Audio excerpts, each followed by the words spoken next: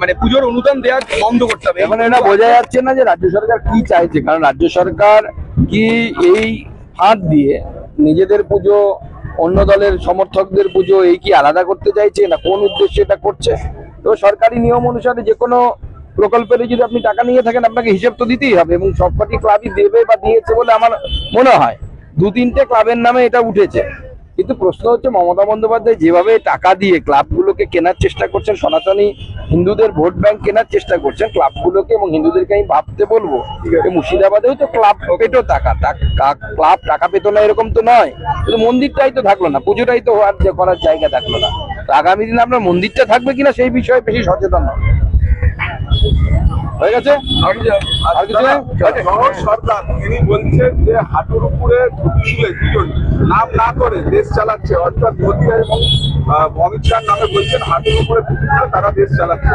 দেখুন, উনি অনেক বয়স্ক মানুষ, রিটায়ারমেন্ট হয়ে গেছেন, এমপি হয়েছিলেন রাজ্যসভার, আবার ছেড়েও দিয়েছিলেন।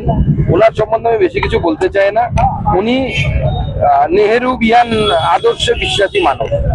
ভারতবর্ষের এরকম বিভিন্ন মানুষ আছে, তার মত প্রকাশের স্বাধীনতা করতেই পারেন। দেশ কিভাবে চলছে সে তো দেশের মানুষ দেখছে। দেশের মানুষ তিনবার ভোট দিয়ে নরেন্দ্র মোদী সরকার করেছে। তো দেশের মানুষ গণতন্ত্রে যদি ওনার আস্থা থাকে, সেই গণতন্ত্রে আস্থা আছে বলেই তো উনি ইউপিএসসি দিয়ে আধিকারিক হয়েছিল, আইএএস অফিসার হয়েছিলেন। তো দেশের গণতন্ত্রের উপর ভরসা রাখুন।